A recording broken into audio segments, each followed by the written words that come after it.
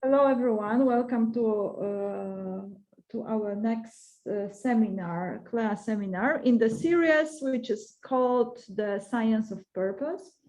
And today, our guest speaker is Michael Trestman, who will be speaking. The title of his talk, you can see it already, about communicative violence and control in the context of teleodynamics and teleonomy, applied to understanding of coercion and deterrence in social systems. So, Michael, welcome to Claire in this remote mode, and and let's hear your presentation. We have 2 hours. Usually, we have 1 hour of presentation, 1 hour of discussion. Just excellent general estimate. So, okay, great. Thank you for having me. And yes, so today I'm going to talk about coercion and deterrence, and violence, how violence is used for control, and to take a kind of goal-directedness, teleodynamics stance on this, and to see this phenomenon, coercion and deterrence, which is studied, as I'll go through, in so many different disciplinary contexts in the social sciences and biology and strategic theory. But as far as I know, it has not really been brought together under a single kind of theoretical umbrella. And so I feel that the stance of teleodynamics or goal-directedness could be a way to do this, and kind of bring some unity, some theoretical unity to this large domain, and just, well, see what we can come up with. So that's the idea. Working.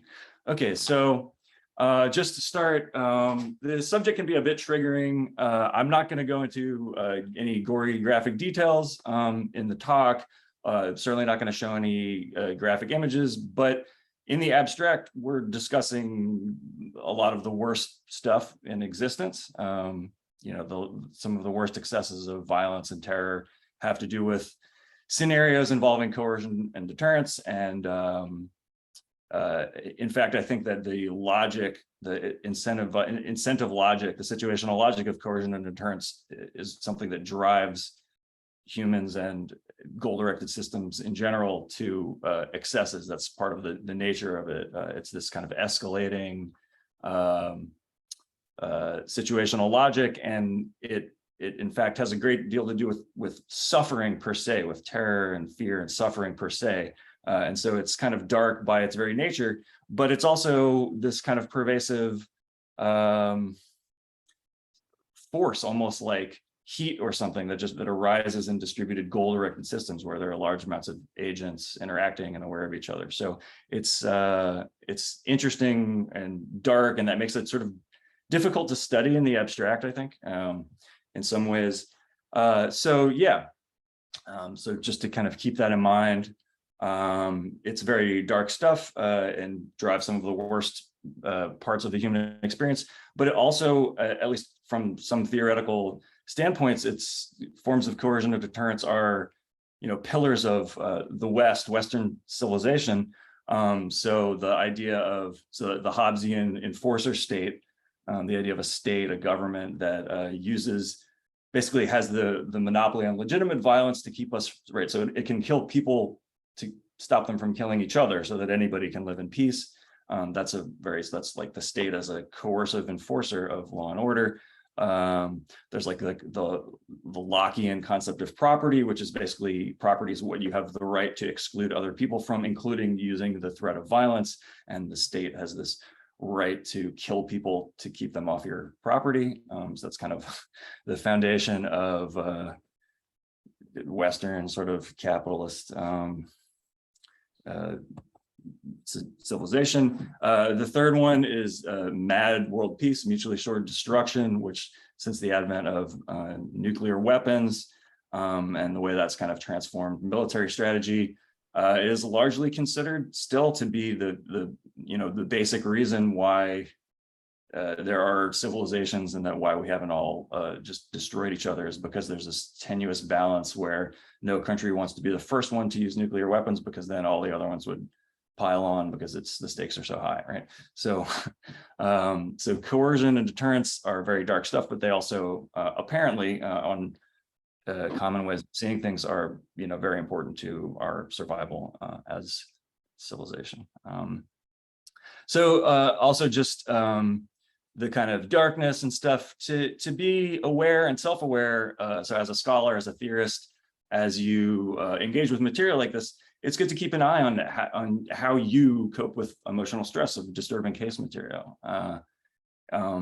It's easy to ignore that, but I think it can matter in ways that we kind of separate fact from value, how we attempt to remain objective, how we parse and categorize and classify cases. I think it's striking when you move back and forth between different literatures, where so in the kind of military strategic mode, coercion is seen as this thing that we need to understand how to do well, whereas in developmental psychology, coercive behavior is seen as a pathology that we need to prevent. So it frames the case very differently. And so one case where this really struck me, or this is one interpretation of that that seems very striking. So one of the literatures on deterrence is this literature on deterring crime. So literature on criminal deterrence basically do prison sentences, arrest rates, do these things actually reduce crime rates by acting as a deterrent. This is a theoretical justification for incarceration and criminal justice. And the arguments about the deterrent effects on crime are used. But I was really struck reading this literature that nobody seems to have realized that the rate of false arrests or false imprisonment should have a bearing on the deterrent effect of punishment on crime. It seems very obvious, and when you consider the generic logic of deterrence, it's very clear, right? So if you think about nuclear deterrence, there's a much more of an emphasis on not falsely unleashing the punishment, right? Not falsely punishing the person who's being coerced, who's being deterred, because, right, not launching a nuclear strike as a deterrent accidentally is very, very important. We need a zero rate of false punishment in nuclear deterrence. And it matters. If you're going to accept a regime of nuclear deterrence, it really matters that everybody is reliably not going to accidentally launch their first strike. But in criminal deterrence, basically, if you're going to be deterred by a punishment that will happen conditionally on you committing a crime, the rate at which you experience that punishment, I don't know, it seems so obvious that it's hard to explain. If you're going to be arrested or imprisoned anyway, it reduces the deterrence effect of crime. And that's very kind of theoretically obvious when you set things up, right? The deterrence effect is proportional to the difference in rate at which you experience the punishment. If you're more likely to experience the punishment, it reduces the deterrent effect of crime. In the 15 or 20 most cited papers on criminal deterrence that I looked at, there's no mention of false arrest, false imprisonment, and the information that conveys and the way that affects the deterrence of crime. So to me, that's very striking. It's a huge gap and flaw in the logic of the literature, in particular, because there's other literature that studies false arrest and false imprisonment. It does have devastating effects on people. It's not homogeneously distributed among populations. And interventions that try to reduce crime by increasing rates of arrest are often justified in terms of deterrence, but based on very straightforwardly from the logic of deterrence, increasing the rate of arrest does not deter crime unless it's selective. If it's unselective, it could actually increase the rate of crime, very straightforwardly. And you look at this and you see just kind of Bayesian decision theoretic models of deterrence that are just so substantially incomplete because they don't even model the fact that there are false arrest and false imprisonment. And it's really striking. And to me, I don't know, if we had a sort of a more kind of off-the-shelf, rigorous way of saying this is how you model deterrence, and this is a context where we're modeling deterrence, it's not complete unless you're doing this. I don't know. So to me, that's a lack. This indicates a lack of rigorous theory that is kind of covering the way people talk about deterrence and coercion. So just an example. So what is coercion? What is deterrence? So I use these terms basically interchangeably. I see them as kind of positive and negative framings of the same thing. The basic definition is that it's a multi-agent goal-directed behavior where one agent uses a threat to manipulate another agent's choice of actions. And so basically we use the term coercion or compellence when is more natural when we're talking about like getting someone to do something specific, and deterrence is getting someone not to do something, but those are interchangeable, right? If you're coercing someone to follow a rule, you're deterring them from breaking the rule. If you're coercing someone to perform an action, you're deterring them from refraining. You can reframe one in terms of the other. So I use these terms as basically interchangeable or interdefinable. So coercion or deterrence is largely, we can think of it in contrast with other forms of like interagent conflict management. So forcible action. So kind of the classic book on coercion and deterrence in terms of military theory is Schelling's 1966 Arms and Influence. Really, it's like one of the most cited works in any field on coercion and deterrence. And also is a really good, disturbing, and interesting book. But he primarily defines it at first in terms of its relation to forcible action. And basically, forcible action is just like doing what achieving an objective with maximum force, just ignoring, for all intents and purposes, the fact that your opponent is even an agent. You're not like negotiating with them. There's no communication. It's just kind of matching force with force. And so Schelling's point was like, military theorists like to pretend that this is all that warfare is about, which is actually really strange when you think about it, right? So forcible action, right? So you're sort of pretending that your opponent's not even like conscious or not an agent, or right, they don't have aims. So it's like warfare abstracted from any kind of emotional component or mental component. And to me, that's really striking. And Schelling says, yeah, it's really weird. And from a civilian perspective, it should be really weird because warfare from a civilian perspective is like defined by pain and death and loss and destruction, right? So, right, for me, as a civilian and a pacifist, what warfare is like whatever it is that drives humans to these extremes of destruction and violence. But from a military perspective, it's this strategic engagement, and the violence, the fear, the pain is like incidental.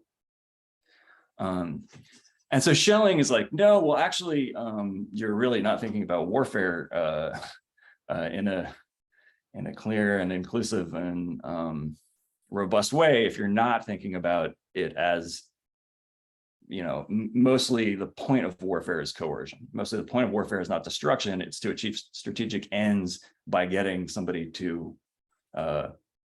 surrender and grant you concessions. In most cases, not all cases. So Schelling's like, mostly what warfare is actually about. So military action is mostly in service of non-military ends. That's what Schelling was saying. And he's like, basically 19th and 20th century Western military theory had, I guess, lost sight of that. And he was trying to reintroduce that with this notion of warfare as primarily about coercion. So forcible action, just taking what you want by whatever force necessary, in the way that a classical strategic theorist wants to just bing, bang, boom, achieve objectives. And so a way of thinking about that kind of forcible action, kind of more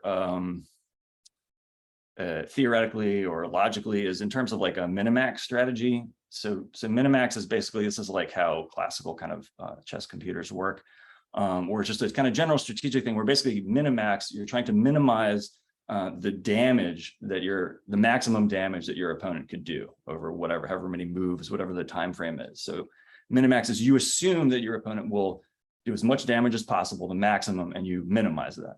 So you pick the move it's a way of picking a move, picking an action. You pick the action that will limit the maximum damage that your opponent can do. So coercion or deterrence, think about nuclear deterrence, is totally opposite of Minimax. Right, they're totally inconsistent, right? Like letting your opponent, letting everybody stand around with existential weapons pointed at each other is completely inconsistent with Minimax. If Minimax, you know, whoever had nukes first should have absolutely struck and destroyed everyone else before they could develop nukes, right? So it's so coercion, a coercive strategy, deterrence, it's scary, but Minimax or a forcible action is absolutely ruthless.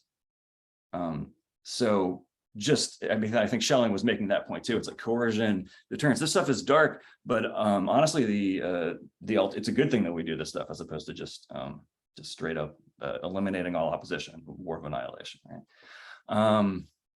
Okay, so coercion deterrence is also different than cooperation. Right? So in coercion or deterrence, basically there's one agent is kind of aware of the goal-directed, or maybe in some cases mental, if we're talking about humans or maybe other animals, states of the other one. So there's something like empathy, perspectival or cognitive, or at least a kind of like teleodynamic empathy, where one agent is kind of like aware of the other one, but they're not pursuing shared ends, right? One agent is trying to manipulate the other one, sometimes mutually, but any kind of overlap of ends is incidental. Whereas in cooperation, having ends be aligned to kind of preserve a cooperative engagement is itself an end. And so in cooperation, often some agents will, you know, take lesser fulfillment of other aims in order to keep the cooperation going. So the cooperation becomes an end in itself in service of, you know, other ends for the agents. So that's different than coercion or deterrence, where it's more of a forcible manipulation. So bribery is a little different too. So bribery, similarly, you're not necessarily like the engagement itself with the other agent isn't necessarily an end in itself that you're trying to nurture, but you're also not using a threat of violence. Instead, it's kind of the inverse. You're sweetening the option that they wouldn't want to take. Whereas if you're using coercion, you're, you know, poisoning the option that the other agent wouldn't want to take. You're making it less favorable by adding the threat to it, basically. So it's a little different. Tactical negotiation is a bit different. That's kind of where there's a bunch of options and different parties can take different options. And so tactical negotiation you think of as different from cooperation as well, because cooperation, there's a shared end. Tactical negotiation, any overlap is like incidental. So you can also think of deception as a different strategy. It's like similar to coercion or deterrence, where it's more manipulative. There's no kind of you know, aim at a shared aim as a goal in itself. But instead of using this threat of force, it's a manipulation of information. And so what that is, you know, how to think about that in relation to coercion deterrence is an interesting question. And so the next one as well, which I sort of think of as what I'll call motivational subversion, which is actually which is different yet, which is you can manipulate another agent. And this one's a little bit more tricky, but by kind of changing the value that they attach to goals, not necessarily changing the probability that they have of events going one way or another, but changing the value that they attach to various outcomes or goals. And this one's a little tricky. And so I think here, so David Graeber, who's written some stuff about history and inequality and coercive forces in history in various ways. So has written, I'm not sure if it's original to him or not, but the idea of what he calls the 3 elementary forms of domination. And there's domination with force, there's domination with information, and there's what he calls domination with charisma. And so I think of coercion as domination with force, with the threat of force. Deception is domination with information. It's like you can control, they're forms of social control. You can get agents to do what you want by controlling what they believe about the world, what access to information they have about the world. And then motivational subversion corresponds to what he calls domination by charisma, right? And so he has in mind like subversion of democratic systems by charismatic leaders, things like that. Just the fact that some people can just convince you to do weird things. They can make you excited about something that you wouldn't otherwise be excited about, or, you know, lose excitement about something. And so it's more, it's weird. It's a little bit different, but you also, I think, maybe see things like this in animal systems where you have like pheromone interference, or just basically control of chemical attachments, where the use of a highly adapted chemical intervention on an animal's, the chemical basis of an animal's motivational system can just make them behave in really strange ways. So like when social parasites that invade the nests of social insects and have what they call propaganda pheromones that can they basically just put the other ants that are being invaded, or bees, into just like this weird state where they're just kind of like aren't really attacking, they're not really doing anything. And there are different variations on this, but it's this other category where you're manipulating an agent not with a threat, not with introducing some possibility, you're not even manipulating the information, but it's kind of, you're directly acting on the value or the motivation that they attach to various outcomes. So this one's a little tricky. So we can talk about what the concept of coercion deterrence is by kind of bounding the case with limit cases. And this can also, we can think about like how cases vary. So here I think of it in terms of different cases, in terms of like 4 parameters that I'm calling commitment, cost, commitment, cost, threat, and imposition. So commitment is like how bad, once the coercive relation has started, how much it would cost the coercer to stop. And what I'm calling cost is how much it costs to follow through on the punishment. Threat is like how bad it is to the one who's being coerced if they like implement the threat. And imposition is like how bad it is to go along with the relationship. So like slavery is like the, probably the most extreme form of coercion in the human realm, right? And so it's super high commitment. If you take slaves, you are committed to keeping them because you've given them a good reason to like kill you if they can, to escape. So you really have to follow through. So that's what commitment means. It's also high cost because you've incentivized your slaves to escape at any cost. They will try really hard, so you'll have to invest a lot in keeping them and punishing rebellion, because it really has to be disincentivized. It's high threat. If you're enslaving somebody, basically you have to back that up with death, because and it's high imposition. There's basically not much worse than having your entire freedom taken over. So slavery is kind of like the maximal coercion case, where it's you're applying maximum pressure to impose maximally on the coerced, but it's also very expensive. It's very resource intensive, it's energy intensive, it requires a lot of right, it's just high commitment, high cost, high threat, high imposition. It's kind of, in a lot of ways, the most sort of extreme form of coercion. So contrast that with self-defense, which also has the same pattern. This is high commitment. If you're defending, your life, you don't want to back down as long as you can. It's variable or unpredictable in cost, right? It depends a lot on the situation. Sometimes it's inexpensive, sometimes expensive, sometimes it depends on the enemy. Sometimes you can choose how much to invest in a self-defense action. It's also variable or unpredictable up to high in threat, right? If you're attacking someone and they defend themselves, it kind of depends on who you both are, how costly it's going to be. But it should be minimal imposition, right? So if you're defending yourself, you want to make it easy to walk away, right? You want to present the biggest difference between what will happen if you attack me and what if you don't attack me. Easy to walk away, hard to attack, right? So that's the idea of self-defense. Very high commitment, very minimal imposition. Mutually voluntary cooperation, you can actually see as a limit case of coercion. If it's voluntary, it's low commitment and low threat. It should be easy to walk away for both parties to the extent that it's really voluntary. or if it's perfectly voluntary, it should be no commitment, no cost. That's not usually true. Usually there's at least reputational cost or something to walk away from voluntary cooperation.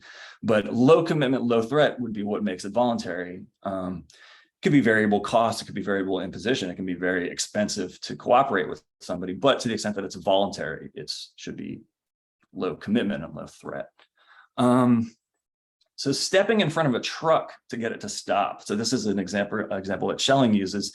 It's really kind of remarkable, right? So like a little kitty cat can step into the road, and if the truck has time, it's very high commitment for the one who's stepping in front, right? If you're stepping in front of a truck to get it to stop, you're right. If the truck follows through, you're going to get really flattened. It's low cost, right? It doesn't cost much to step into the road. It's low threat to the truck driver, lower than it is to you, but it's got to be even lower in position.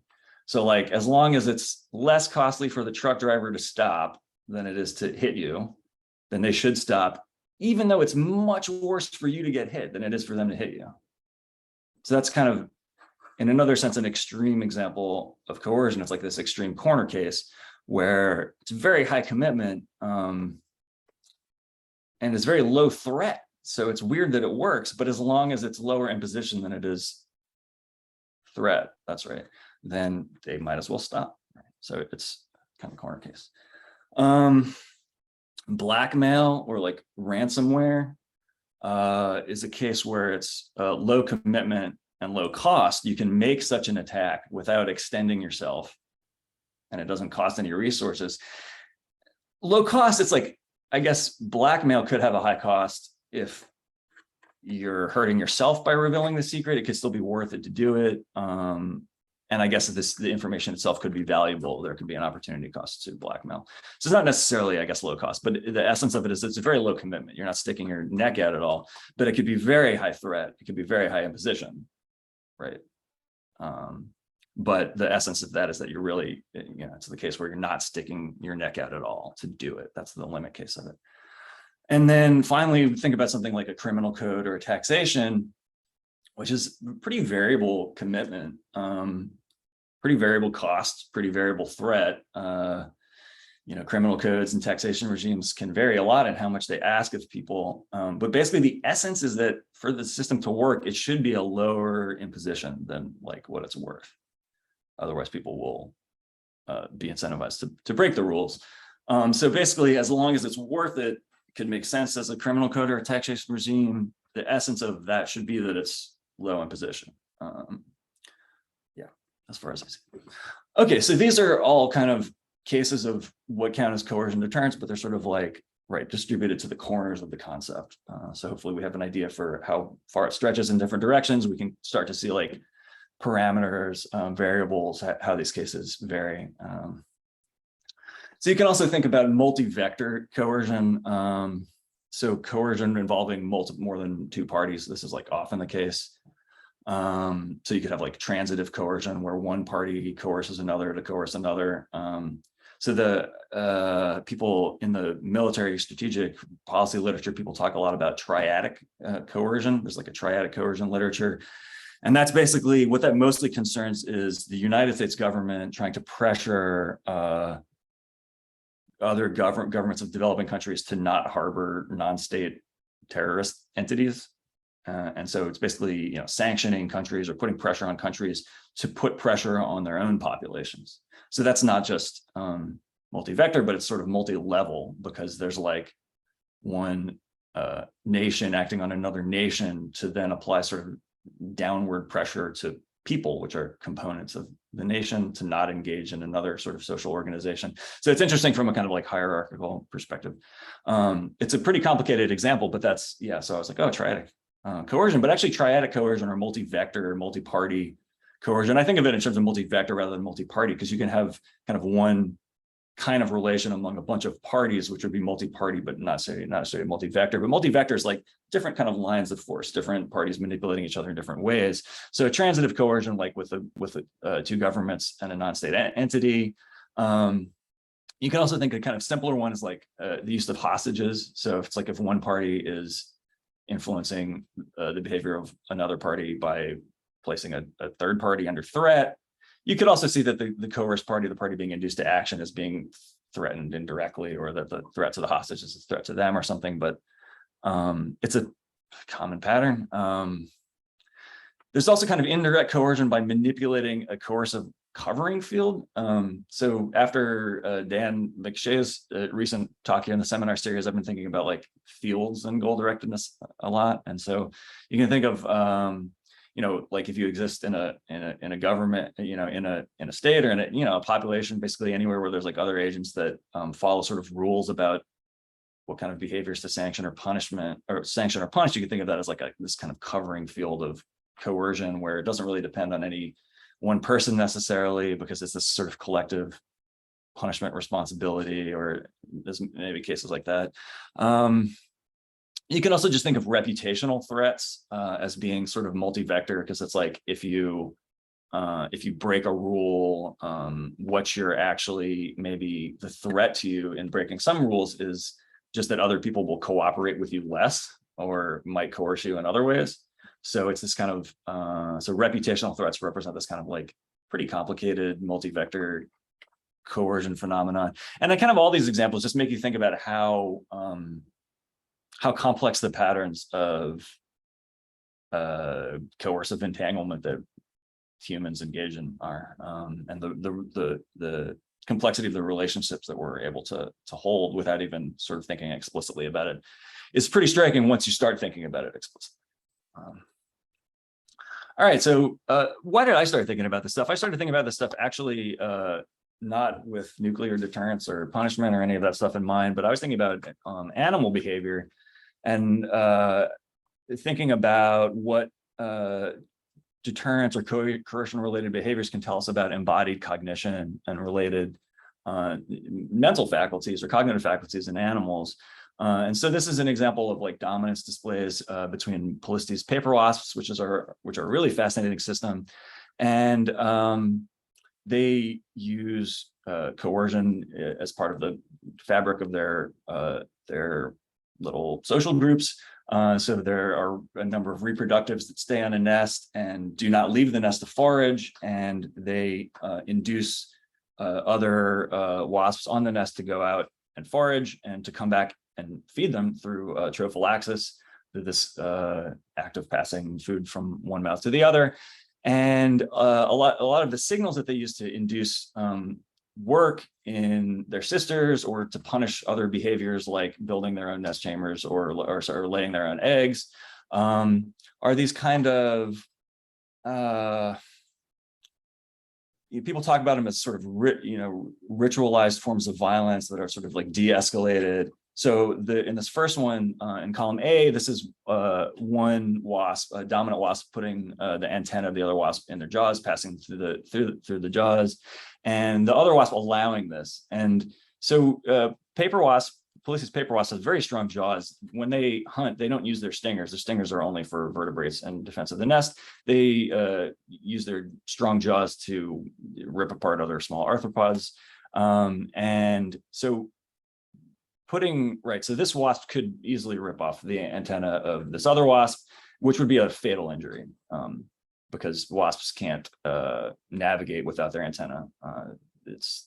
They need that forward path integration. It's their inertial sense, like our vestibular sense. They can't navigate without their antenna, and they don't have directional smell anymore either. So they, one wasp ripping off the antenna of her sister would be a mortal injury. And in fact, when these wasps are fighting over dominance, they're fighting for control of a nest for the dominant spot. They do fight on, they kill each other, and sometimes by ripping off their antenna. And but they also use this antenation where the submissive wasp is not resisting at all. It's kind of like the last stage, or it's a pretty extreme stage in this submission behavior. And it's very interesting because it kind of like wears its meaning openly, right? It's like it's a submission because it's allowing this kind of maximal threat for the other wasp sort of passively and predicting, in a sense, right? It's like the submissive wasp is predicting that the other wasp isn't going to follow through on the threat, but they sort of like, seems like they both kind of understand the threat, and that you can sort of see how this emerged as a communication system based on just the fact that the wasps kind of understand their bodies, and they understand the meaning of having the antenna in the jaws of another. So I find it interesting for that reason, and it's, yeah. And so then I was reading about this system, and there's this passage, this very long quote here, basically ranting about how bad teleological thinking is in biology. This is James Hunt, a wasp biologist.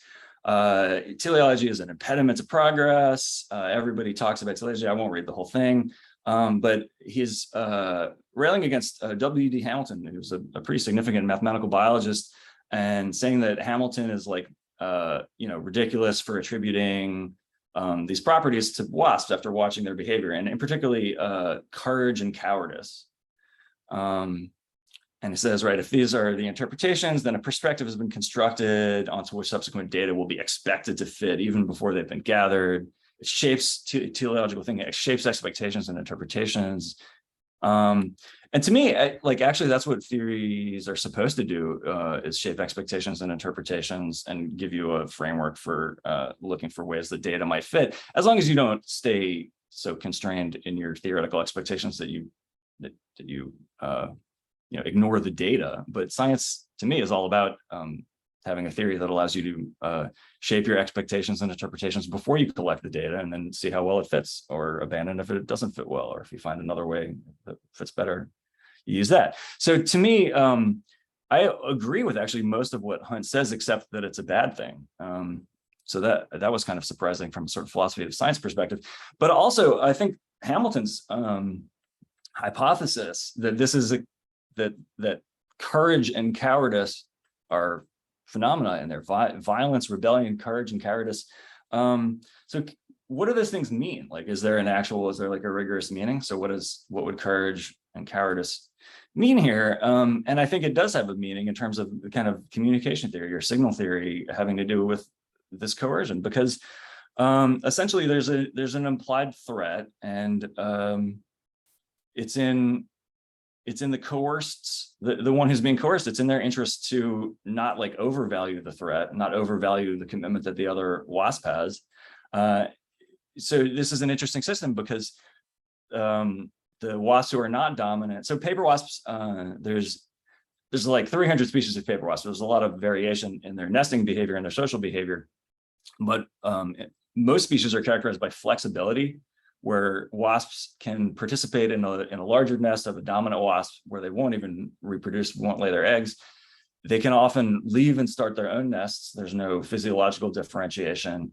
They can stay on nests, and sometimes there are multi-foundress nests, multi-queen nests. So the systems are very flexible, and it's this sort of constant negotiation, and it's unpredictable, and it depends on ecological conditions. And to me, there's constantly this evaluation. There must be this constant evaluation of like when the threat is worth it, because these interactions do sometimes escalate, and queens do get usurped. And so courage and cowardice in relation to the communication of a threat, to me, has to do with this kind of like signal theoretic competition, where whoever's doing the coercion, whoever's like communicating the threat, wants to like inflate the threat, and use whatever means they can to get the one who's being coerced to inflate the magnitude of the threat. And so it struck me that courage and cowardice refer to this kind of like communication arms race, where cowardice is basically like overestimating the threat and making your decision based on that, whereas courage would be like not overweighting the salience of the threat and accurately gauging the correct move from a decision theoretic perspective without being kind of like overwhelmed by the salience of the threat. Whereas living creatures, animals, humans and other animals don't make judgments based on like very abstract, ideal decision theory, they make them based on, we use salience as a proxy cognitively for probability. And so we do, we are subject to to sort of communication biases, signal biases. If someone's got your antenna in their jaws, it's really salient. Like you can feel that they can rip off your antenna. And so it's hard to estimate probabilities in a very precise way. And that's true of nuclear states when they're facing each other down and talking about, raining fire and things like that too. So that got me thinking about this kind of general system property of, these kind of communication arms races having to do with inducing another party to do something using a threat. And then when I started reading about this stuff, so I was struck between the correspondence between this discussion of courage and cowardice in talking about how wasps do it, and then this thing that I mentioned before that Schilling was talking about, where the military wants to pretend that warfare is not about fear and terror and pain because it's easier and cleaner theoretically.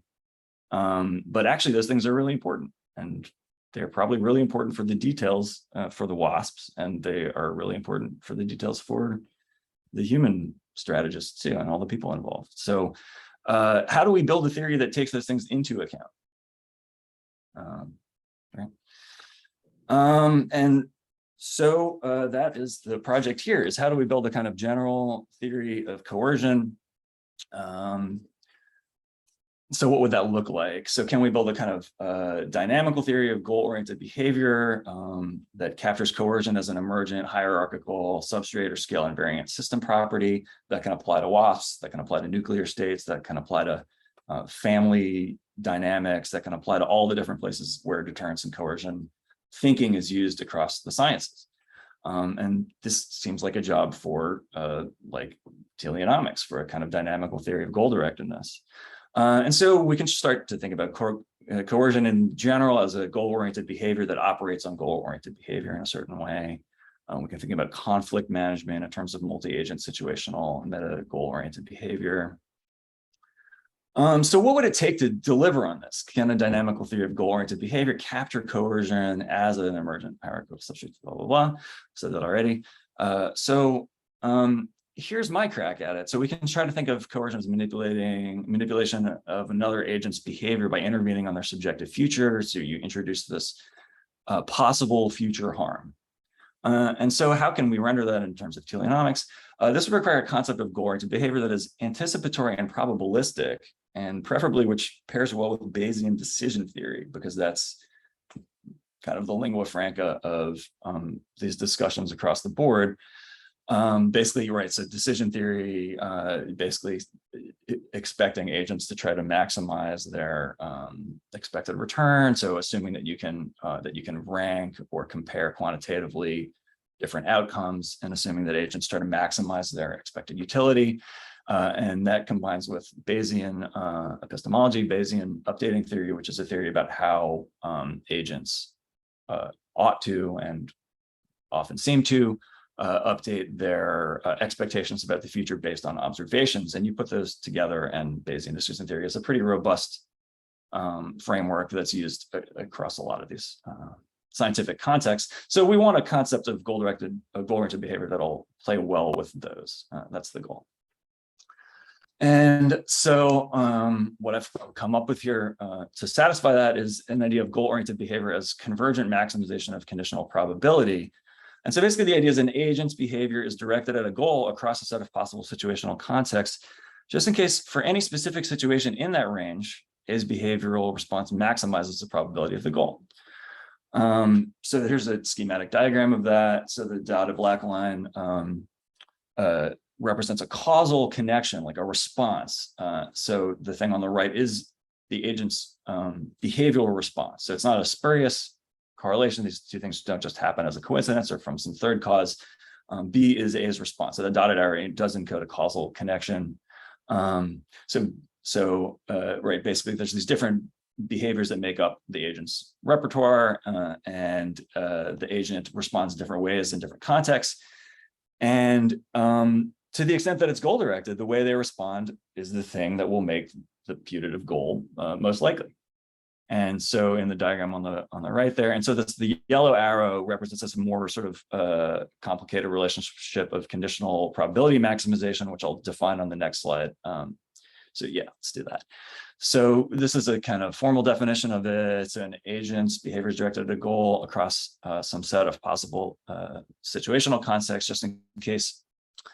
There's this function R, goal-directed behavioral responsivity function, from context to behaviors in the agent's behavioral repertoire, such that, and the bottom thing is basically a formal way of saying that it maximizes the probability. So basically, the choice of behavior is such that for any specific situation in C, if a specific behavior is the response, there's no behavioral response that's better. Right? So it maximizes the conditional probability. Right. And so I put this asterisk here because we could ask a bunch of things about probability. What does that mean? Probability for whom? Right. So is this like some concept of objective probability of the situation? Is this the probability for the agent? Is this probability for another agent? Is this probability for us as the observer? So I actually think that all of those answers work. So we can think of this in terms of goal directedness being just as kind of perspectival and relativistic to an observational frame or an informational frame as probability itself. I think that's actually a virtue of the system. So we can even sort of talk about like ideal probability distribution versus like an actual more realistic one that an agent encodes given the way that they process things. So you can talk about like what an agent should have done given that this is their goal versus what they actually did based on the difference between their sort of ideal subjective probability and a more realistic estimate of their subjective probability. So I think this works pretty well. We can talk about that. This is a new formulation that I sort of just came up with in preparing for this talk. So there could well be problems with it. There also, I looked around a little bit. I don't think anyone else has put anything forward exactly like this, but I wouldn't be surprised if there are close formulations. So to extend this a little bit more, to talk about coercion. So this is a representation of a trade-off, right? So this is a sort of a confusing diagram. The top one is just an overlay of the bottom two. So there's these three sort of schema here. The bottom two just represent kind of different mappings leading to different goals. I hope that's not too unclear. And then the top one represents the overlay, right? So as an agent choosing between two goals to pursue, that means that there's this kind of there's this possibility of different responsivity functions, different ways of like responding to all the different contingencies that could arise across a range. And depending on what that responsivity function is, you know, how you respond to a situation in one way versus another way means you're directed at one goal versus another. So it's supposed to capture that in a kind of right. And so this captures this probabilistic relations. So this is a kind of model of choice or trade-off in terms of conditional probability maximization. And so here, this is simple. We can just think about a conflict between agents. So their behaviors are directed at kind of inconsistent goals. That's all that this represents. And then we can kind of put those things together to try to represent a multi-agent meta-goal-oriented behavior, which could be like a case of coercion. So this is a pretty complicated diagram, but basically it represents that one agent has a responsivity function that is itself sensitive to the presence of conflict, and the responses are sensitive to trade-off. So it's like in response to the existence of a conflict, an agent manipulates the trade-offs of the other agent. Right? So this is the trade-off. This is the choice. This is the conflict, and you can see that there's this conflict, and so the outer agents, right? The nestedness represents that the outer function is kind of responsive to the presence of conflict and manipulates the other one. It's highly schematic. These options aren't even different there. They should be different in the two ones. But basically, it kind of shows that there's this pattern of like alternatives and convergence, and I hope that conveys something to you to look at. What is our time situation? We're almost at time. So I've got a kind of long list of cases that I can breeze through pretty quickly, and we can kind of, after that, just kind of segue into whatever y'all want to talk about as far as cases or theoretical bits. So these are the kind of domains of cases where these are cases where there's an existing literature that either uses the terms coercion and deterrence or it just fits the pattern very, very closely. The words are used in most of these contexts. They're used slightly differently in some contexts. But so there's non-behavioral deterrence, which is a little bit of a limit case. There's non-human animal behavior, there's human individual behavior, there's human, it's kind of social group behavior, and then there's like large scale institutional stuff. And we can think of that in terms of like hierarchical goal directedness too, because there's like individual agents at the non-human animal or human level. And then there's, when you get into social groups, there's like social groups interacting with groups, and there's also interlevel, right? Groups are can themselves be goal-directed systems, but they're composed of individual humans or other animals that can themselves be goal-directed systems. And when you talk about something like an institution, a state, or I don't know, a gang, a criminal organization, or something like that, where you're talking about a complex entity that is composed of humans and their social relations, but also can be composed of things like sets of rules, and can also have technical components like computers or equipment, monitoring, equipment, various things. So we can then talk about like technosocial complexes that are made up of perhaps hierarchies of human social groups as well as technological things.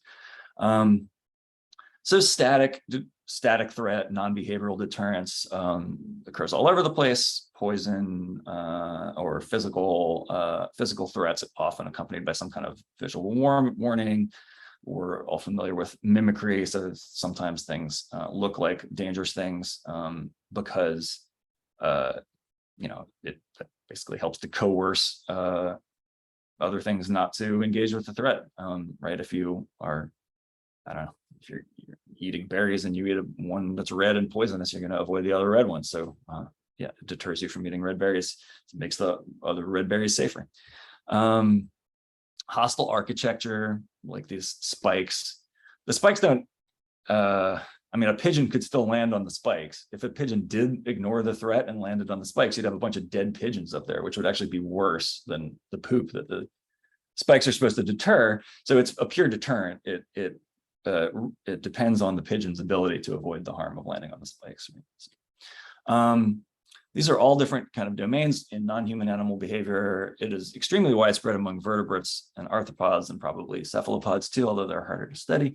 But anti-predator deterrence, well, basically any animal, if it, even if it tries to flee first, if it can't flee, it'll try to inflict harm on something that's trying to inflict harm on it. So why is that? Right? So it seems so obvious, but in a sense, why? Like, why does it make you safer to try to attack something? Like, if something's going to kill you anyway, why does biting it help? Why does that make sense? It's the logic of deterrence. And because the logic of deterrence, on the logic of deterrence, you should follow through with the threat, even if it's already hopeless, right? It kind of requires them. Territoriality, competitive resource control. Animals fight over stuff all the time. Hope this is obvious. We can talk about more examples. Super widespread. Reproductive competition. Males fighting males, females fighting other females. Very, very widespread. Mating or sexual coercion, sexual conflict between males and females, forced matings, which is often used. The term rape is used often in the animal behavior literature as well, for better or for worse. It's very widespread, and yeah, mammals, birds, insects, it's very widespread.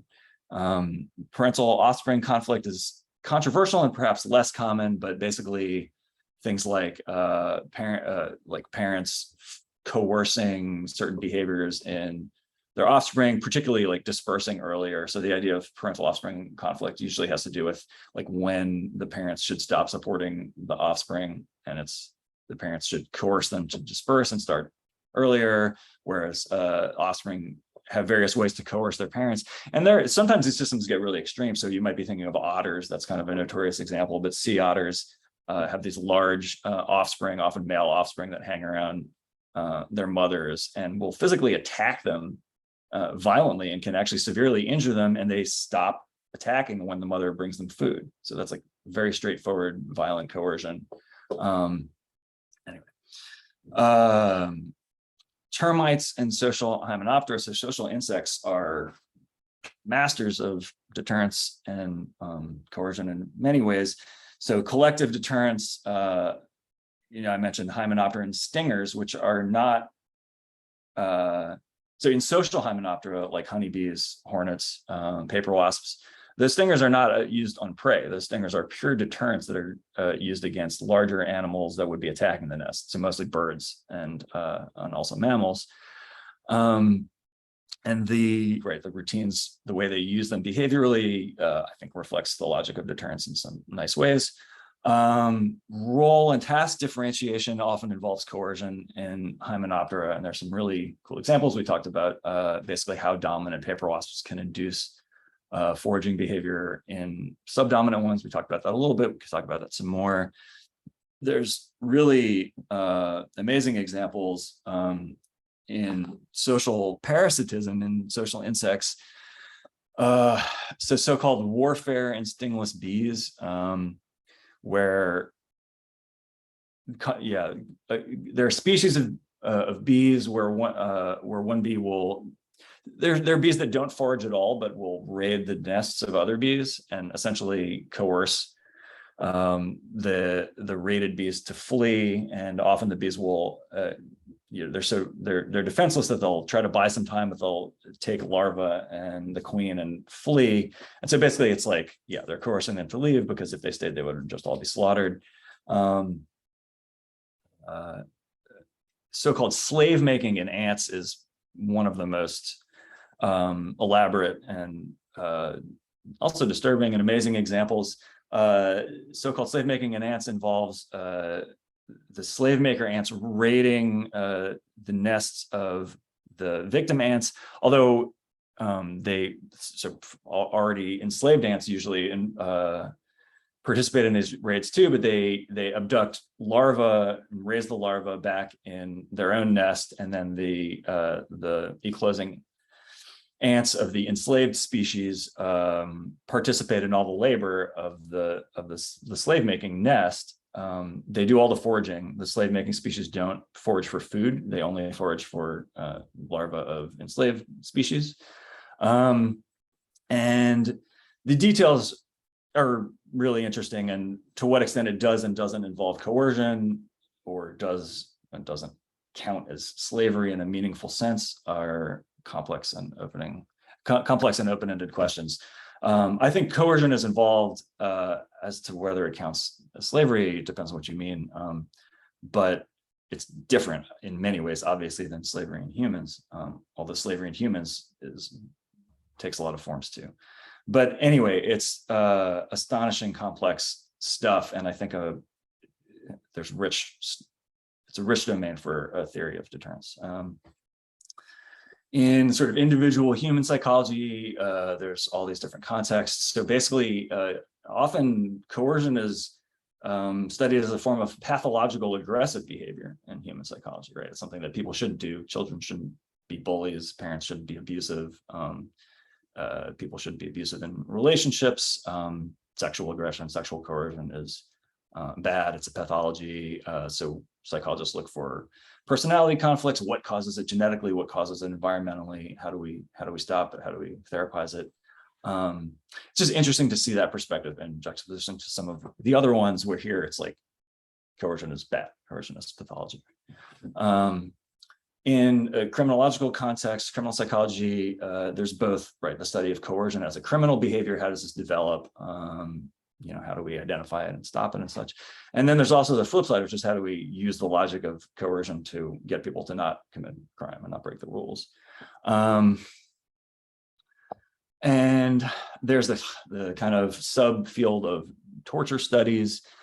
Basically, most of the reasons that humans engage in torture have to do with the logic of coercion and deterrence. It's like interrogation, trying to get information, which is sort of right.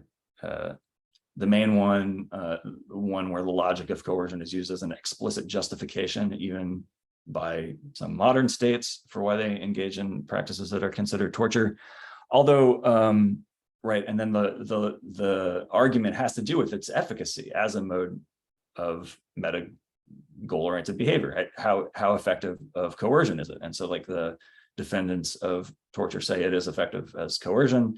The critiques of it say, both it shouldn't be allowed for human rights reasons, but also that it's not effective as a coercive measure.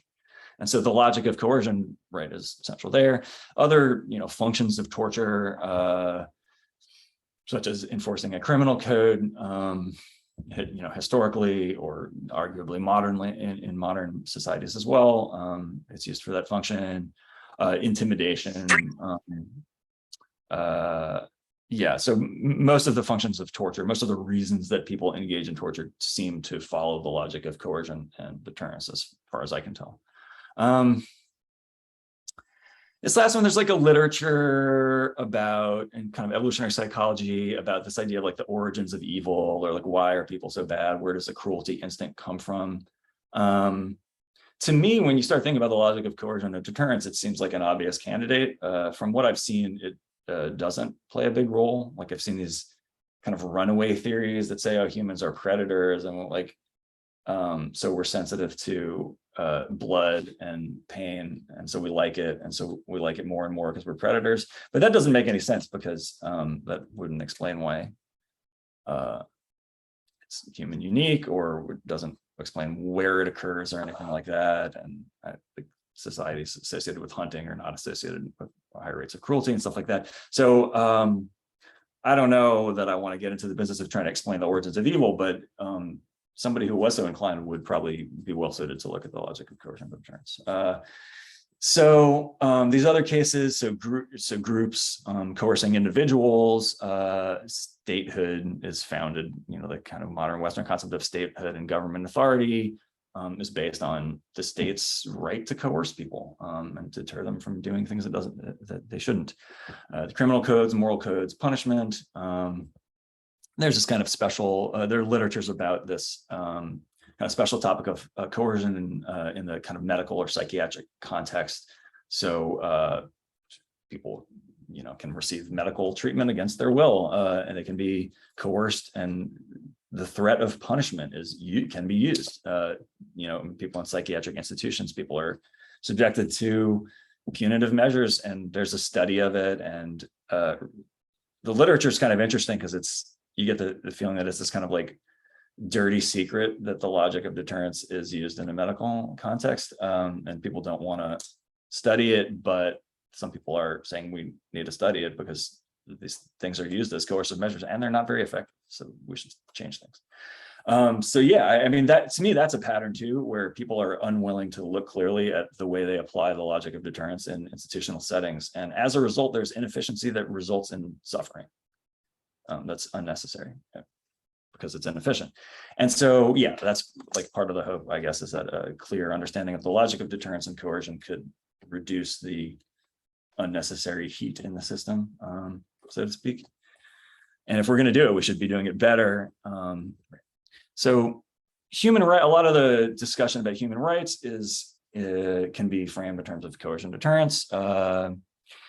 Right, human rights are basically ways that we're not supposed to be coerced, or ways that a state that is doing its job should coerce others to not coerce us. Right, that's a kind of general schema. We're over the hour for the talk, so I won't go through all those, but we can certainly go back if you're like, what? How would that count, or how would that apply? Other things, these topics, warfare is often involves the logic of coercion deterrence. So as we talked about from the beginning, military actions are mostly in service of non-military aims, and they're mostly not aimed at annihilation. They're aimed at surrender and concession. They're coercive measures. Slavery, of course, is like the sort of ultimate,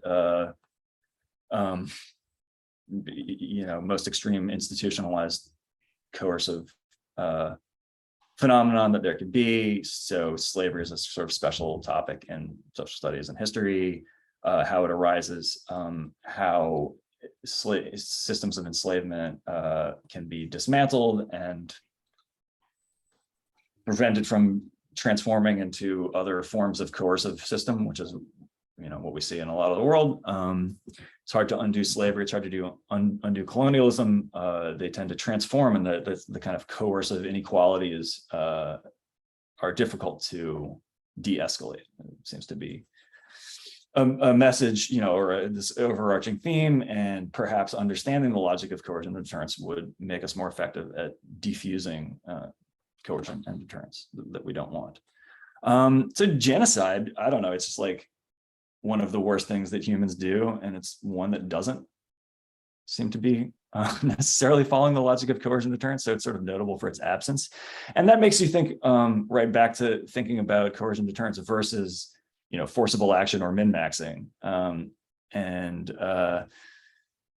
Well, right, it's like if you're not annihilating, it's like if you're trying to coerce people, it's at least in a sense a way of trying to get along with them as existing, as opposed to completely annihilating them. So I don't know.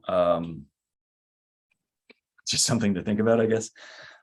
You can also think about, right, so we talked about coercion deterrence in sort of technological systems or technosocial systems. This is a whole interesting, so coercion and deterrence in cybersecurity or cybercrime, cyber defense it's interesting. Basically, it's different because in this kind of cyber domain, accountability is very difficult. So it's difficult to attribute who's committed something, which makes deterrence very difficult to enforce. And that's been a kind of theme. And so in cybersecurity and cyber warfare domains, there was not a lot of investment in deterrence because people assumed that it was difficult or impossible. And then kind of more recently, there's a wave of, we actually, deterrence is difficult, but it's not impossible and it still is important. And so there's kind of a wave of like looking back at deterrence in cyber systems. Military strategy, international coercive policy, we sort of talked about. This one's kind of obvious, like nuclear deterrence, states coercing each other to follow laws and do various things. And then you can kind of just this last item, existential or planetary deterrence. It's kind of the logical extreme, and it comes up in some science fiction, but I think it's worth mentioning. So there's in the works of the Chinese science fiction author Lucy Shin. I won't say the name of the book because I don't want to like spoil the plot of the book, but one of his works, his books are all worth reading, I think, or if you like sci-fi, but basically heavily featured in one of them, there's a scenario where basically humans are being colonized or enslaved by extraterrestrial aliens. And the kind of the one thing that humans have is that they have an ability to destroy the earth and themselves that gives them this kind of last negotiating chip. So it's like, right, it's existential deterrence. The only thing that you can do to get out of it, right, the only limit that you can place on the coercion that the other is putting on you is this final deterrent of you can just destroy yourself and exit the relationship. And I mean, you can think of extremes. This kind of existential deterrence exists for individual humans too. So like a hunger strike as a form of coercion against who's imprisoning you is sort of analogous to that. So this kind of final form of deterrence you can think of as like existential deterrence, where it's like your final deterrent is the ability to just check out and destroy yourself, in a sense. So yeah, and maybe that should be on that list of sort of corner cases. It's like the highest cost, or how does that fit in there? Well, it's the most extreme sort of deterrent measure. It's the highest cost. Yeah. Okay, so I guess that's where we'll wrap up. I just wanted to go through those cases, and that is the talk. And yeah, happy to open it up to questions. We can go back and talk about whatever folks want to talk about, but thanks. Yeah, thank you, Michael. So I suppose it will be better to close the presentation now. I'm sure. Okay. So we see, you see everybody.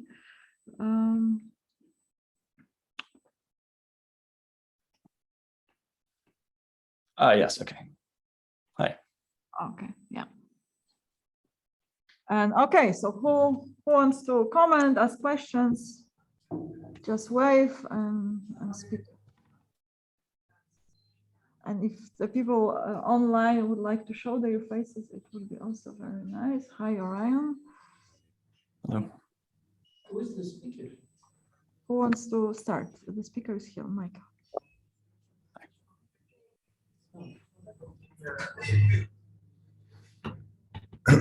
I have a question. It's not so general. It's more kind of picking up on one detail in the talk. But you were talking about this wasps voluntarily putting their antennae in each other's jaws.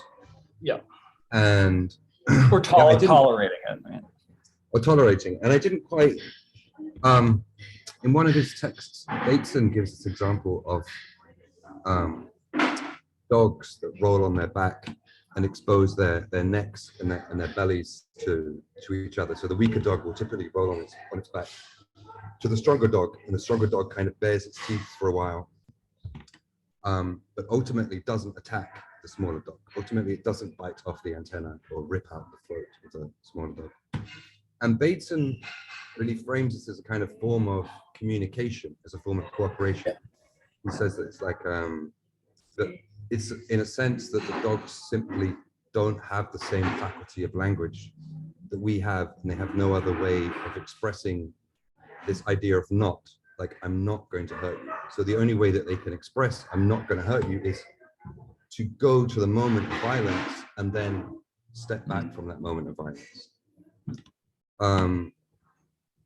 So I wondered, I wondered how you saw that with this, how you see it differently. Yeah, no, I agree with that. But so it's not just the problem if you lack language, it's a problem if you have language too, like whatever communicative tools, because right, so this idea of communicative violence. So I didn't actually explain that very much in the talk, but that's kind of what I was thinking about. So the idea of communicative violence is that an act of violence can be primarily an act of communication. So like biting somebody less hard than you could bite them, like a small bite, or I mean, very extreme acts of violence. So back to the slide, I've got Bikini Atoll nuclear test on there. That's a pretty much an extreme act of symbolic, right? Nobody was killed, but it's, I mean, the nukes detonated in Japan as well were largely considered to be acts of, those were extreme acts of violence. Hundreds of thousands of people were killed, but they were communicative acts. They were communicating to the world, this is what we can do. So violence can be communication. Communication can be about violence. It can be a sort of reduced symbolic violence or demonstrating, making salient the possibility of violence.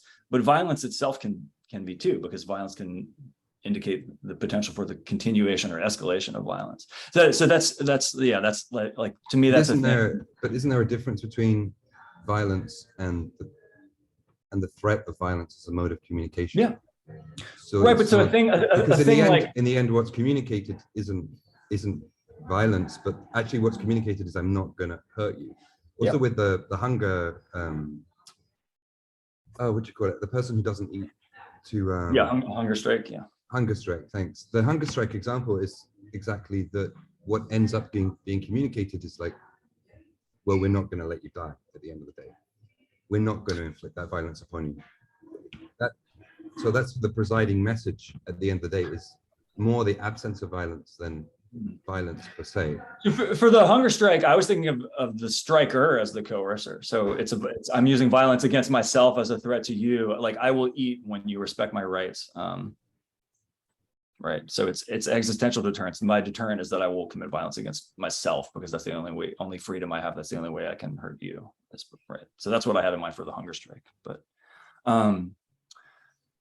But yeah, I mean, sometimes the only way to communicate violence is to commit violence. Sometimes you can do it by indicating it. And it's interesting to see non-human animals that don't have language, how they communicate the potential for violence, right, with the bodily motions.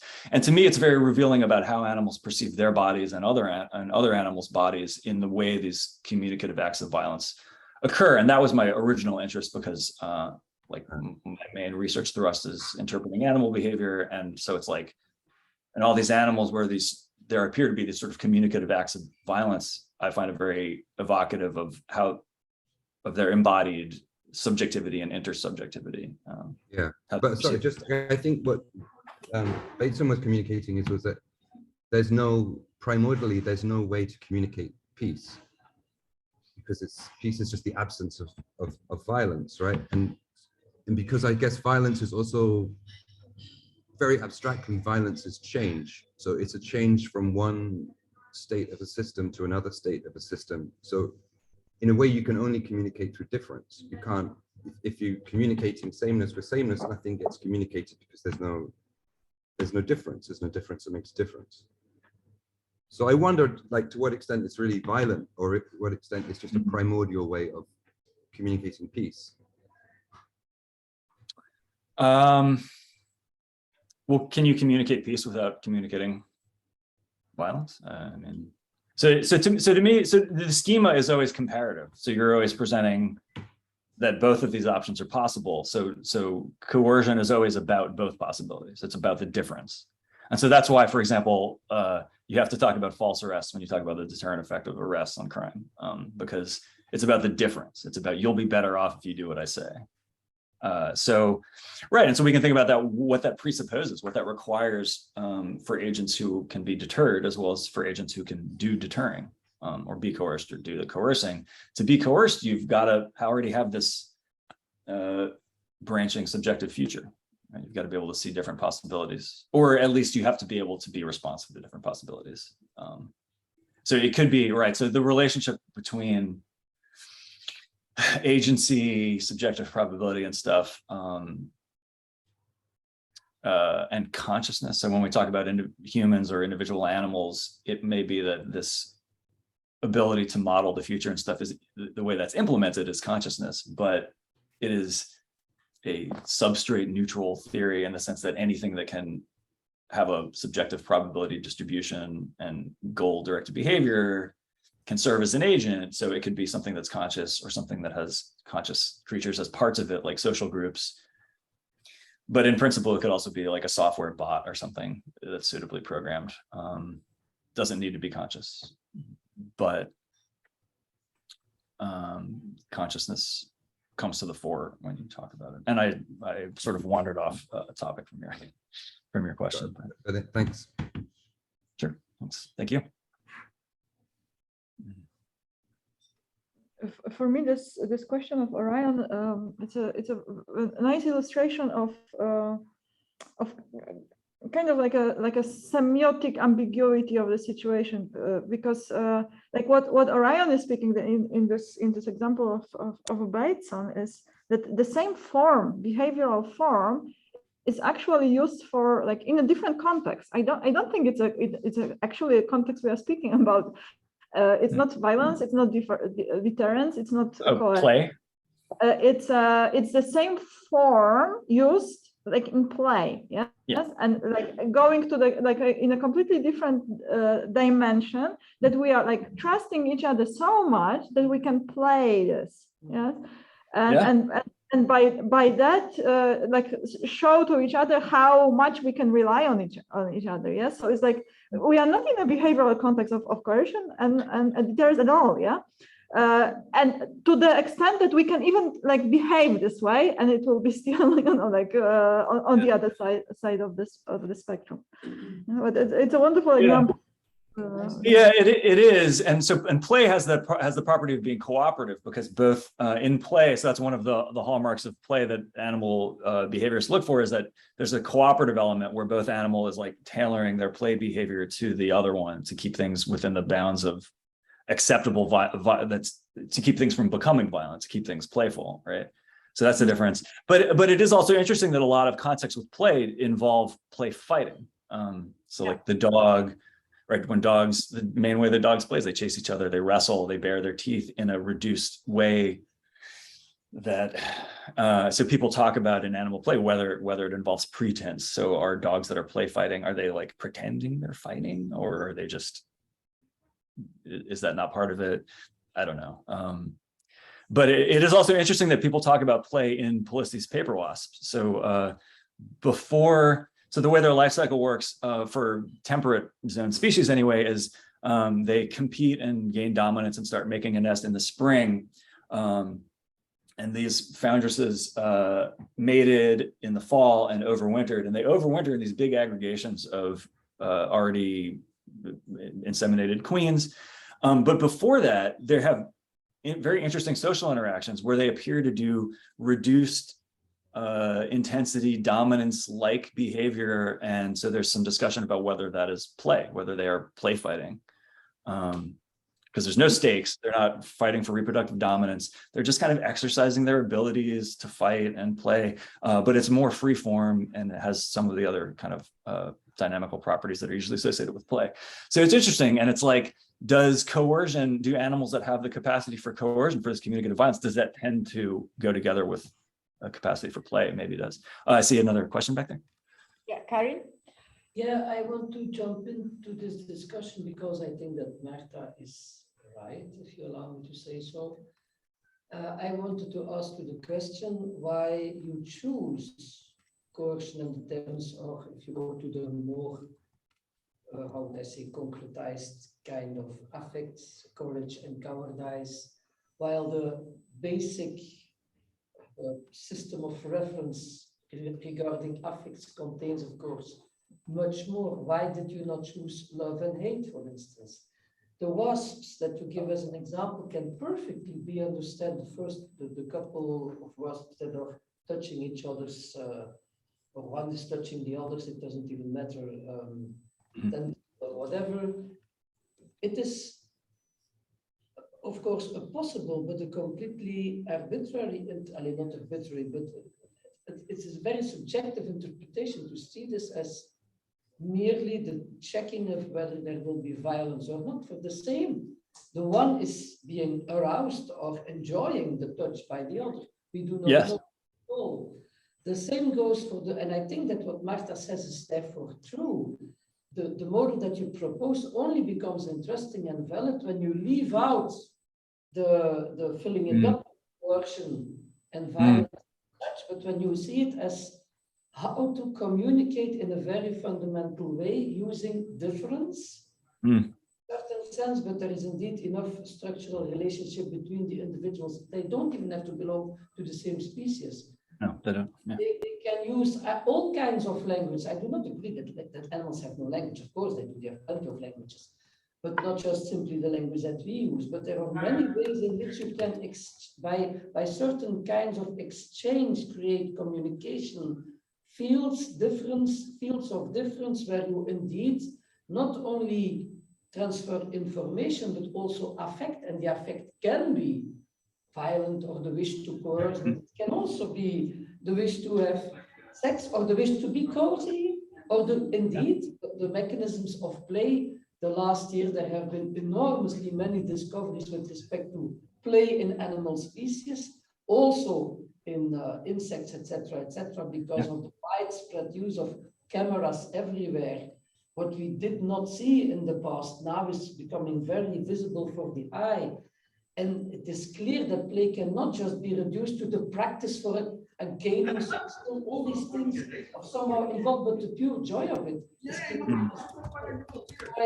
I think your model is promising, but hampered in a fundamental sense, because you choose already to start.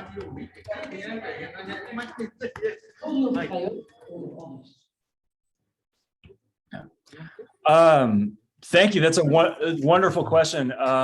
I think I agree with everything or most everything that you say. I agree that the dynamics of coercion and deterrence are not the only dynamics that play in this interaction.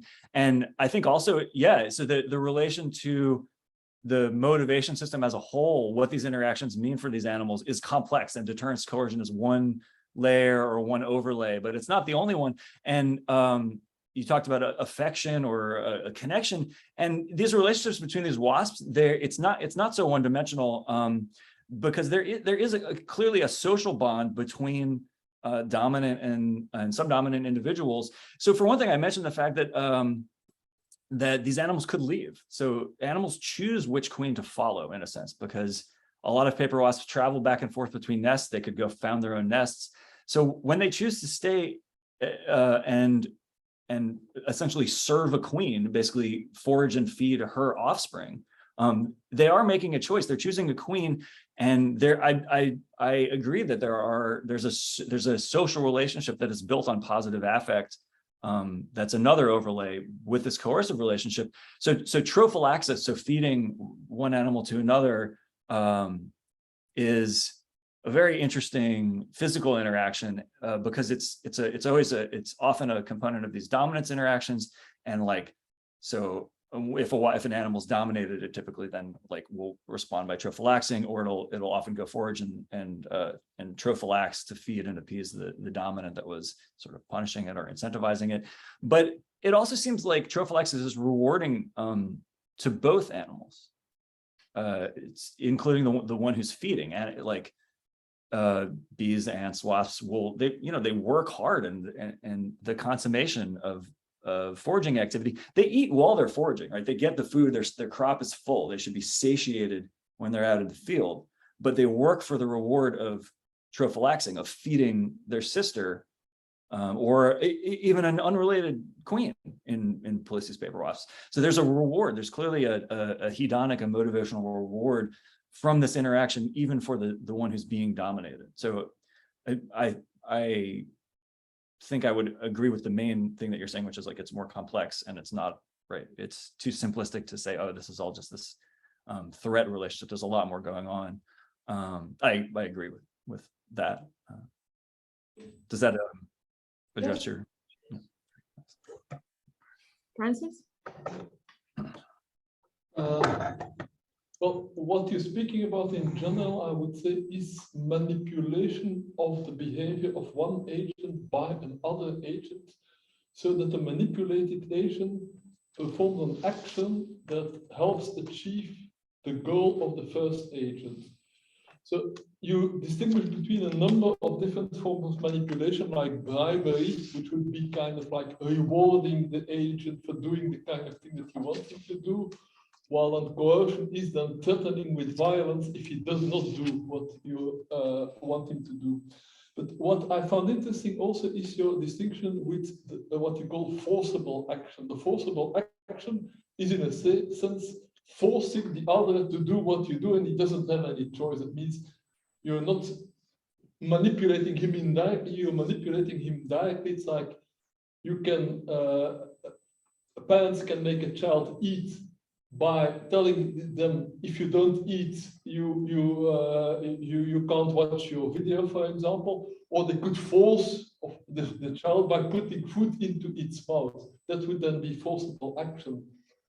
Yeah. The second part, that what you call the coercion or the deterrence, assumes anticipation. That means that the child can kind of imagine that later on he would not be allowed to do this or that. So that seems to imply a more sophisticated form of cognition, some kind of an anticipation. But now I've just written a paper about the emergence of cognition in autopoietic systems. And my point is that there is not such an obvious distinction between anticipatory action and non-anticipatory action.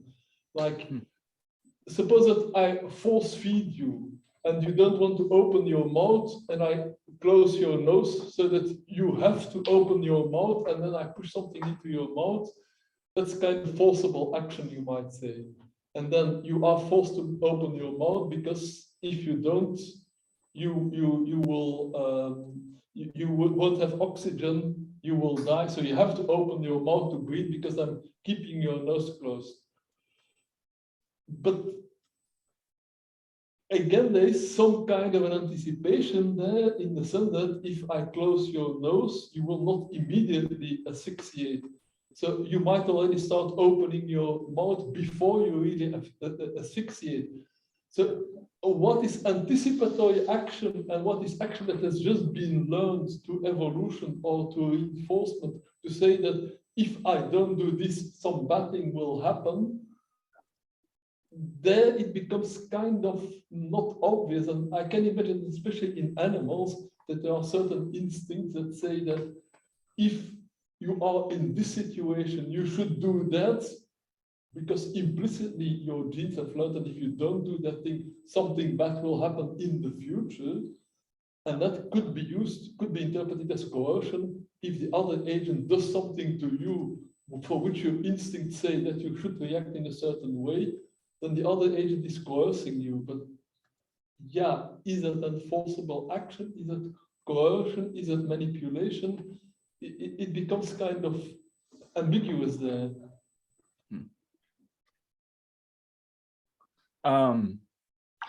Yeah, I agree that the boundaries are not always clear. So there's another point to make. The example of whether holding my nose is coercing or forcing me to open my mouth is an interesting one, and it makes me think of that maybe the right response to that question is about levels, because maybe it's like so. And so this makes me think of a thing that Schiller says about that's kind of about between levels. So if soldiers flee in battle when a battle starts to go badly, it's from the perspective of the soldier, it's coercion or deterrence. They're fleeing to avoid getting slaughtered, but it's so predictable and regular that from the perspective of a general or a strategist, it's forcible action. It just happens. Right, from their perspective, it's not a choice, it's just a thing that happens. And so maybe it's something like that. It's like there are, I don't know, predictive mechanisms, or there are subcomponents of my psychology that are doing this prediction, and then there are subcomponents for which, from the perspective of which it just happens. And so I guess that sort of gets at what I was talking about, this kind of relativistic or perspectival notion of probability. And I think that that's related to kind of resolution or the right stance to do with the other paradox, the kind of paradox about, or not paradox, but dilemma, you might say, about mentalism, about whether this is a sort of mentalistic notion or not. I think it's both. I think it can cross-cut. I think we can take a computational or even like phenomenological stance and talk about coercion, because anytime there's dynamics, it's a dynamical property. It's a dynamical level of analysis, so it can be applied to kind of any way of parsing up a system. So yeah, so I mean, basically, I think you can apply it in lots of different ways. You can apply it in a kind of mentalistic frame of reference. You could apply it just talking about from a sort of more physicalistic or formalistic model.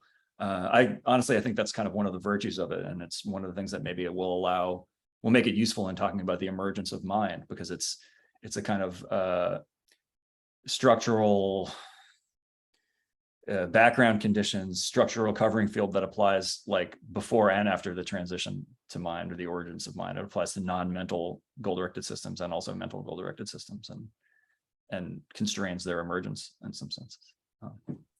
Our project, of which this series is a part, is called The Origin of Goal-Directedness, and the whole idea is that something like the mental, cognitive, intelligent goal-directedness that we assume when we speak about people being goal-directed, and the kind of mechanical or instinctive goal-directedness that you would see in lower animals and bacteria, that there is a continuum between them, and that if you start from the very lowest level of what I call conditioned action rules, if these conditioned action rules are such that they converge towards certain goals, then the question is, why do they converge? So you can look at models like autopoiesis to explain why you get these kind of reactions that converge to the goal of self-maintenance. But a nice thing about conditioned action rules is that you can describe a lot of behavior with it, even behavior that is supposed to be very intelligent, or behavior that's supposed to be very automatic, causal, mechanical, in the same vocabulary. And a conditioned action rule means you have an agent. The agent has a number of conditioned action rules. That means in this condition, it will react in this way, it will perform this action. If you know that, you can manipulate that agent by creating the condition in which that agent will perform the kind of action that you want to do.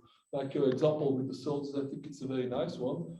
You know that soldiers will run for their life if they really see that they will be killed if they continue. So you create, for example, a fusillade, or you create a wall of violence where they know they will not get through alive and then they will retreat. So you are manipulating them by creating the condition that will lead to the action of running away. And it's a predictable reaction because you know there is a condition action rule in the life of a soldier that says, if you're going to be killed, get out of it.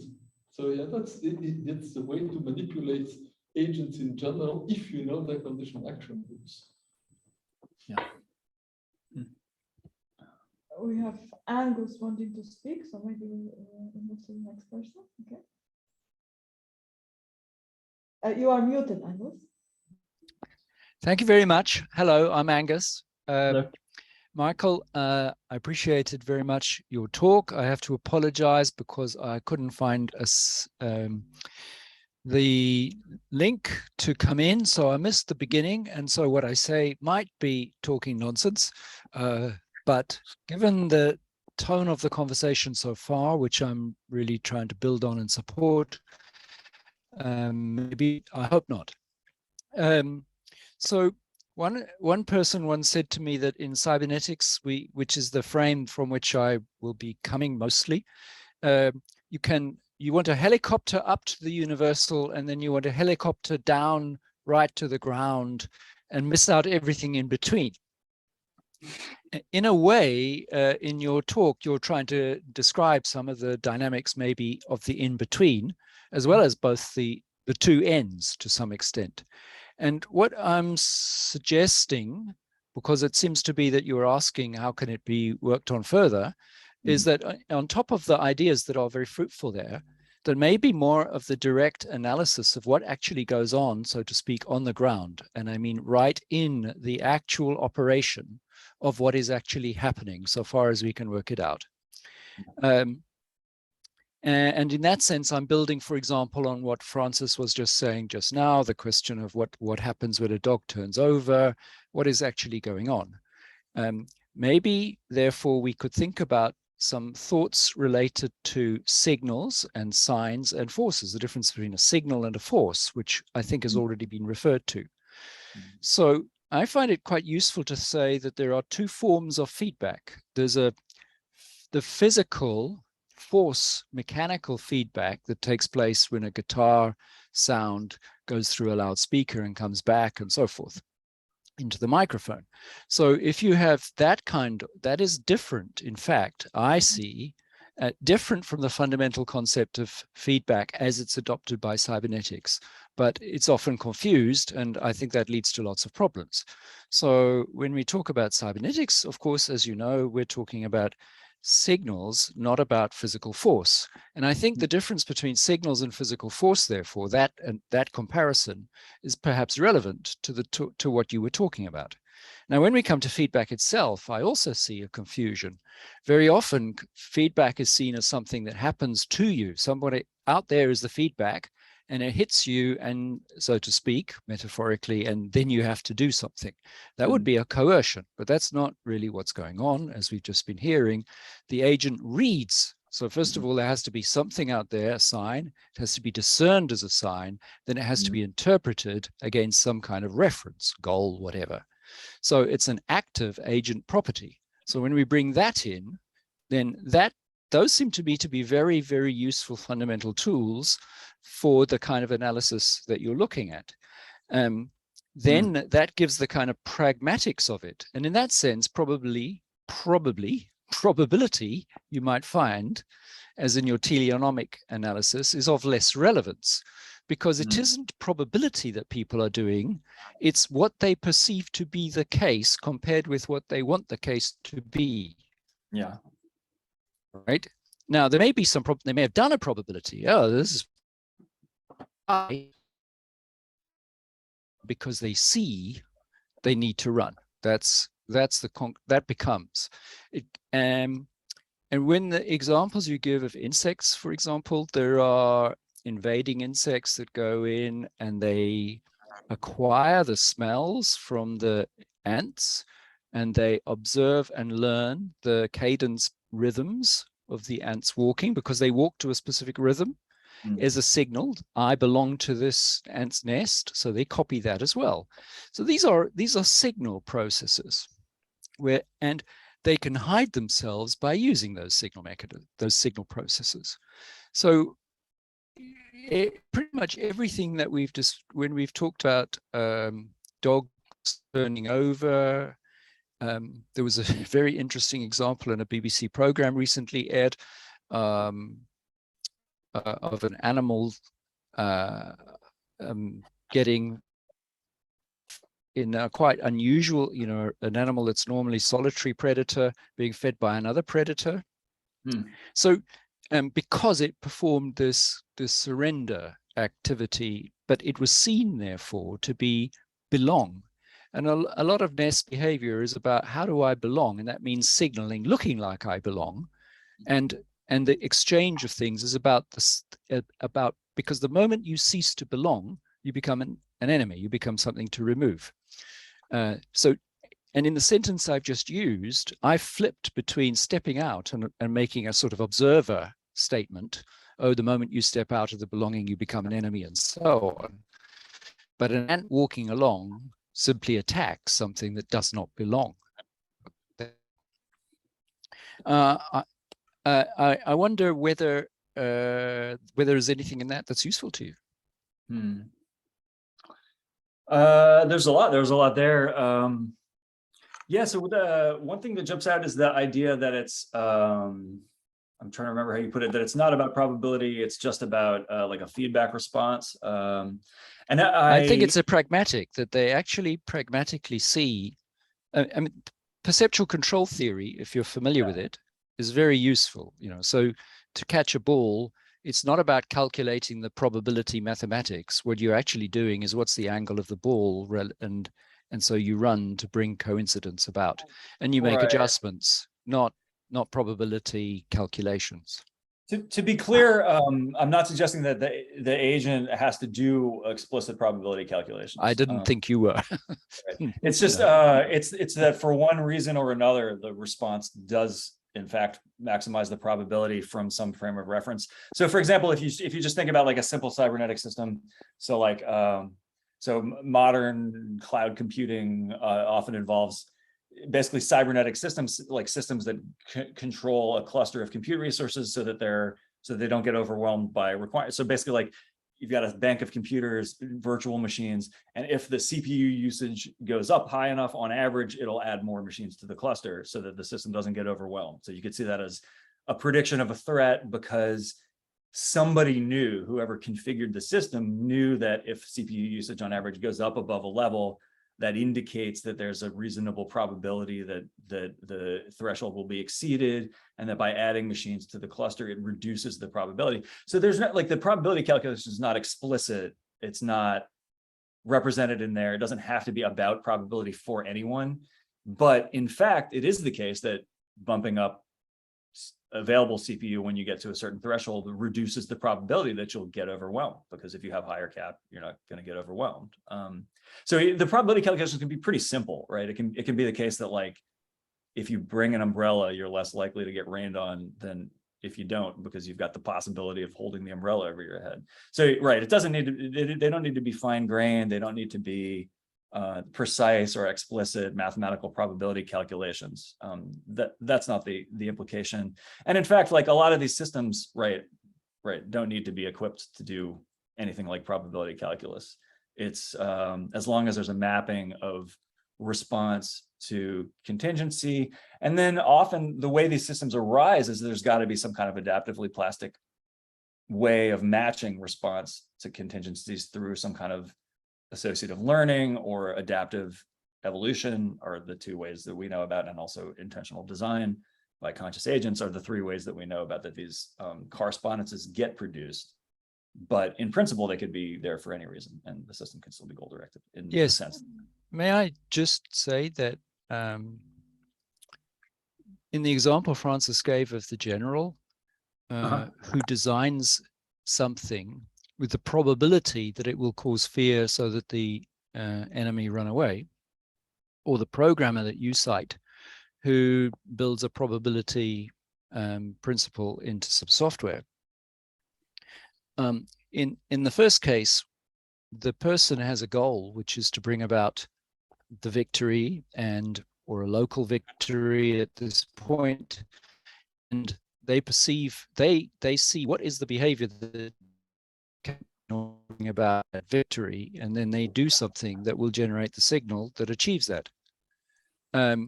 In a second case, the programmer, I'm getting interrupted here by my wife. In the second case, we have the programmer who builds it in. But when the computer actually responds, at that point, it's merely that a signal, there's a perception, we've reached something, and the software says, and it's a mimicry, really, it's mimicking cybernetic processes in living organisms. At that point, it just switches on more resource, or switches off resource, as the case may be. Sure. Yeah, I mean, it doesn't have any feelings about it, presumably.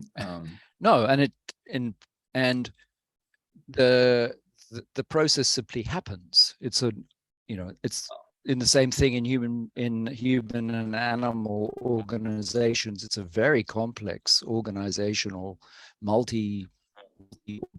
there's the brain, sensors, all sorts of things are involved in it, but at some point something is composed to say do this.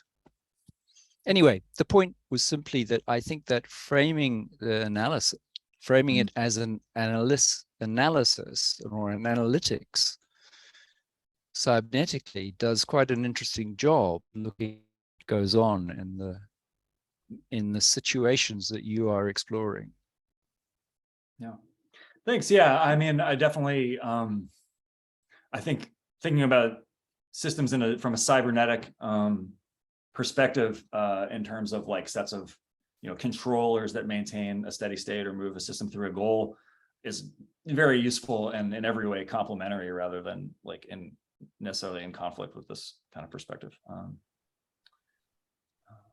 Yeah, I mean, I think you can take a sort of control loop feedback system and frame it in terms of conditional probability maximization or something like that. That's probably a thing that would be worth writing a paper to work out, but I think that's true. I think they're consistent.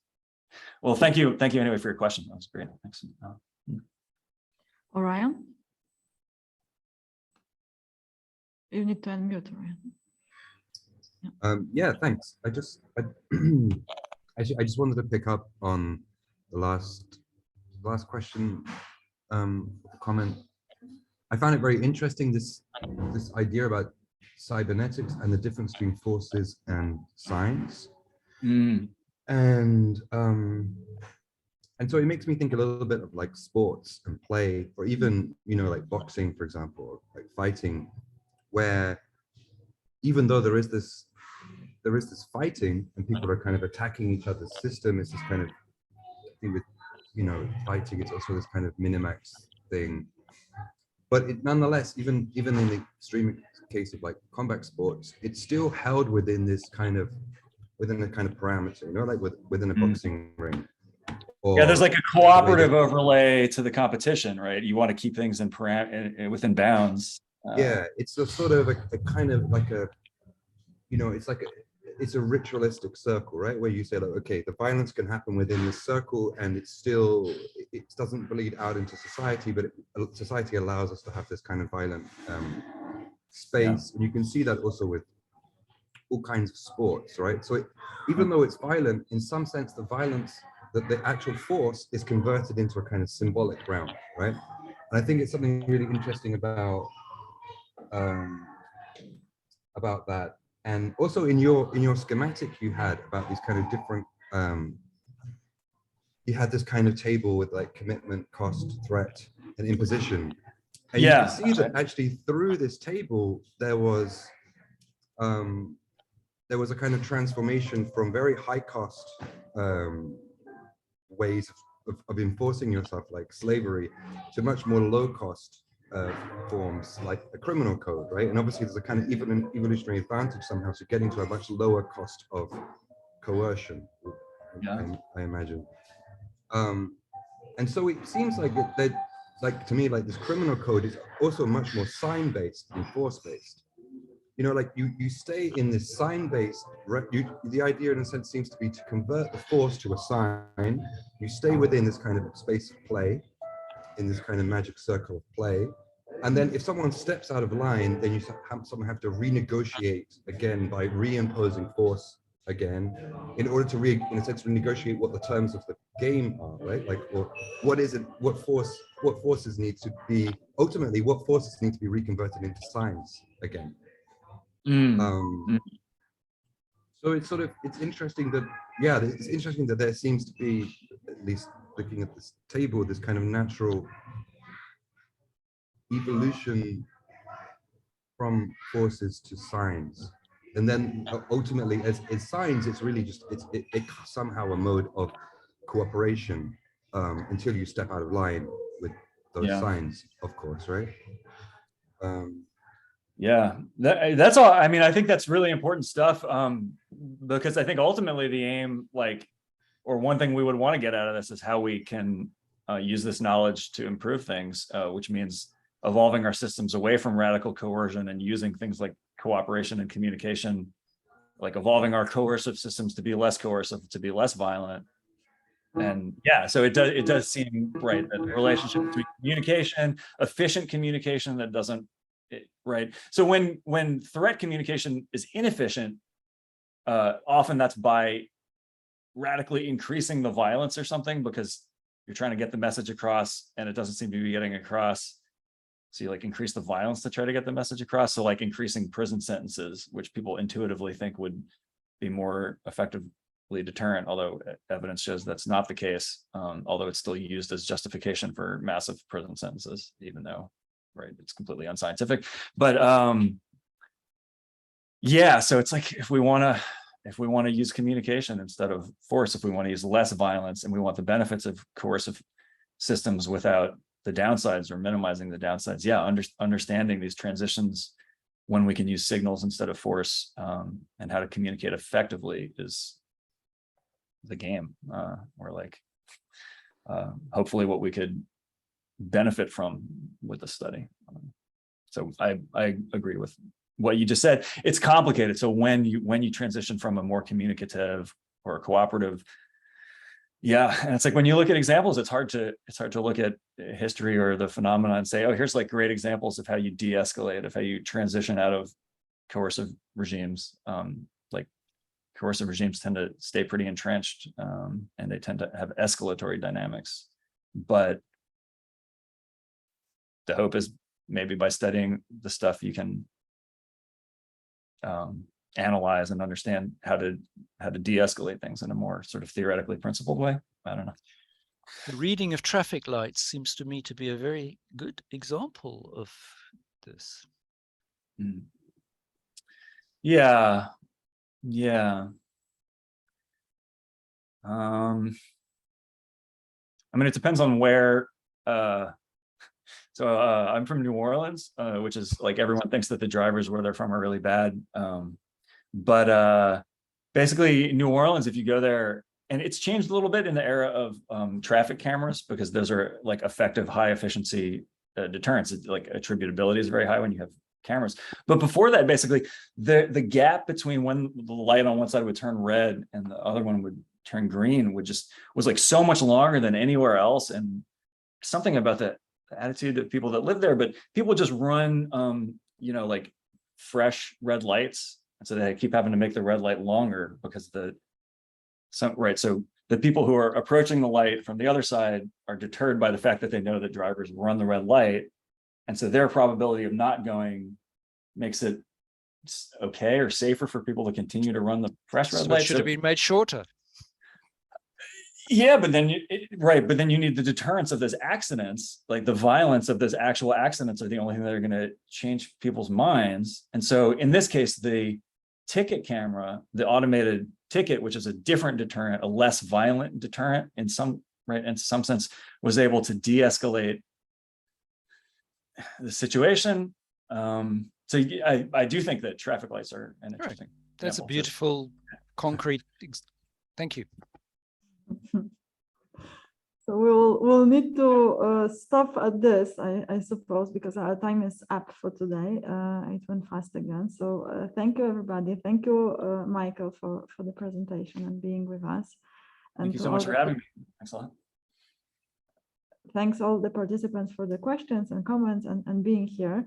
We are coming back in a week for a seminar given by Francis Hailihan this time on relational agency. So please come back, and thanks for today. So have a good day, everybody. Thank Bye-bye. you. Bye. Thanks so much.